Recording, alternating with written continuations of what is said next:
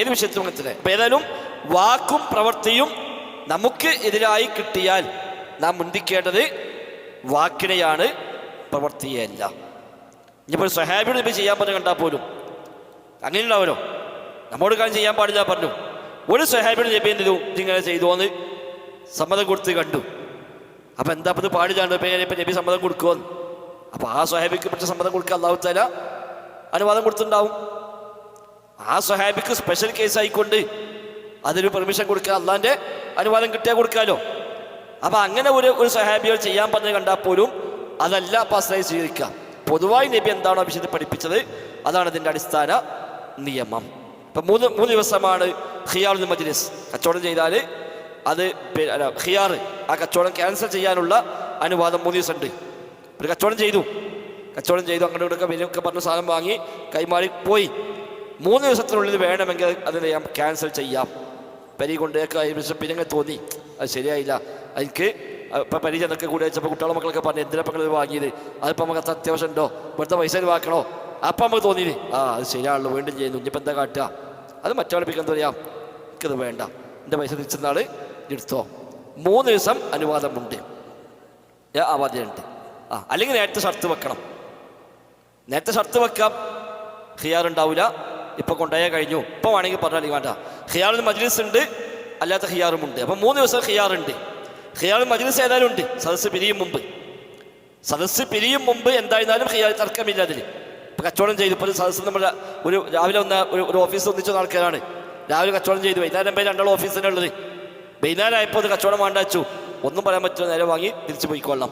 അതാണ് ഖിയാറുൽ മജ്ലിസ്, സദസ്സ് പിരിയും മുമ്പുള്ള ഖിയാർ. ഇനി 3 ദിവസത്തിന് അപ്പുറമായി ഡിമാൻഡ് വെക്കാം. 3 ദിവസത്തിന് അപ്പുറം ഒരാൾക്ക് ഡിമാൻഡ് വെക്കാം. ഇപ്പം കടയിലേക്ക് വെക്കുമല്ലോ, 7 ദിവസം കഴിഞ്ഞാൽ തിരിച്ചെടുക്കൂല, ടെക്സ്റ്റൈൽസൊക്കെ എഴുതിയേക്കും, ഇത്ര ദിവസത്തിനുള്ളിലാണ് തിരിച്ചെടുക്കുള്ളൂ, അവർക്ക് വെക്കാൻ കുഴപ്പമില്ല. അപ്പം അത് ഖിയാറാണ്. ഒരാളിപ്പോൾ 7 ദിവസം അല്ലെങ്കിൽ 10 ദിവസം ഒരാൾക്ക് നിബന്ധന വെക്കാം, ഇത്ര ദിവസത്തിനുള്ളിൽ വരെ തിരിച്ചു കൊണ്ടുവന്നാൽ ഞാൻ മാറ്റിത്തരുള്ളൂ, അത് കഴിഞ്ഞാൽ പിന്നെ മാറ്റിത്തരൂല എന്ന് നിബന്ധന വെച്ചാൽ അത് ഓക്കെ, അത് അംഗീകരിക്കപ്പെടും. എന്നാൽ ഒരു സ്വഹാബി, ഇതിൻ്റെ പേര് ഞാൻ മറന്നുപോയി, അദ്ദേഹം അങ്ങനത്തെ ഈ വെളും കൗശലില്ലാത്തൊരു വളരെ ശുദ്ധനായ ആളാണ്. അപ്പം അദ്ദേഹം കച്ചവടം ചെയ്യും, കച്ചവടം മൂപ്പര് പലപ്പോഴും പറ്റിക്കപ്പെടും ചെയ്യും. കച്ചവടം നല്ല നടക്കുന്നുണ്ട്, പക്ഷേ ഒരു കാര്യമിട്ട് കിട്ടുന്നില്ല. അപ്പം നബിയോടൊന്ന് പറഞ്ഞേ, ഇപ്പം എന്നെ എല്ലാവരും പറ്റിക്കുകയാണ്, ഞാൻ അങ്ങനെ കച്ചവടം ചെയ്യും, ഞാനൊരു സാധു ആയതുകൊണ്ട് എല്ലാവരും പറ്റിച്ചു പോയി, എന്താ ഞാൻ കാട്ടയച്ചു? നബി പറഞ്ഞാൽ എനിക്ക് എത്ര കാലം കഴിഞ്ഞാലും ഖിയാർ തരാം, ഈ 3 ദിവസം ഒന്നും നോക്കണ്ടാത്, പറ്റിക്കപ്പെട്ടു തോന്നിയാൽ ജപ്പം തിരിച്ചു കൊടുത്തു പറഞ്ഞു. അപ്പം 3 ദിവസം കണക്കില്ല, 1 മാസം 2 മാസം 6 മാസം ആയാലും വേണ്ടില്ല. അതിൽ വഞ്ചിക്കപ്പെട്ട് തോന്നുകയാണെങ്കിൽ നേരെ പോയിക്കാണ് ചെയ്യാം. എന്നാൽ അദ്ദേഹം അത് നടപ്പാക്കി, അദ്ദേഹം പറയും എനിക്ക് നബി എന്ന അധികാരമാണ്, അവിടെ ഒന്നും ഉണ്ടാൻ പറ്റില്ല, ഇത് കൊണ്ടേക്ക് പറയും. അപ്പം അതുണ്ട്, അത് സ്പെഷ്യൽ കേസാണ്. എന്നാൽ അത് നമുക്ക് മാതൃകാക്കാൻ പറ്റുമോ? ഇല്ല, അത് ആ സ്വഹാബിക്ക് മാത്രം നബി കൊടുത്തൊരു അനുവാദമാണ്. അപ്പം ഒരു സംഗതിയിൽ എന്താണോ പഠിപ്പിച്ചത് അതാണ് അടിസ്ഥാന നിയമം, ബാക്കിയെല്ലാം ഇളവായിരിക്കും. 3 ദിവസം ഖിയാർ.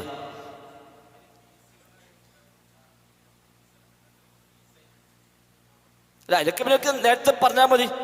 ഇപ്പോൾ സാധനം മുറിച്ചു കൊടുക്കുകയാണ്, പിന്നെ അപ്പം തിരിച്ചു കൊടുക്കുമ്പോൾ പറ്റിക്കോളുന്നില്ല, കാരണം അതേ പീസ് പിന്നെ വേറെ ആൾക്ക് പോകണമെന്നില്ല, അളവ് വ്യത്യാസം ഉണ്ടാവാം. അപ്പോൾ അതൊക്കെ നേരത്തെ പറഞ്ഞാൽ മതി, ഡിമാൻഡ് വെക്കാം, എന്താ നോക്കിയൊക്കെ ഉറപ്പിച്ച് വാങ്ങിക്കോ, മുറിച്ച് കഴിഞ്ഞാൽ പിന്നെ ഒന്നും പറയാൻ പറ്റൂല. അപ്പോൾ ഉറപ്പിച്ചിട്ടോ മുറിച്ചാൽ മതി, വേണ്ട, അതെ കേടുന്ന സാധനങ്ങൾ ഉണ്ടാവും. പിന്നെ അതിൽ പറഞ്ഞത് പാലിക്കപ്പെട്ടെങ്കിൽ അപ്പം ഉണ്ടാവും. പരി കൊണ്ട് നോക്കുമ്പോൾ അതിന് അവിടെയുമ്പോഴൊക്കെ പിന്നെ കംപ്ലൈൻറ്റ് ഉണ്ട്.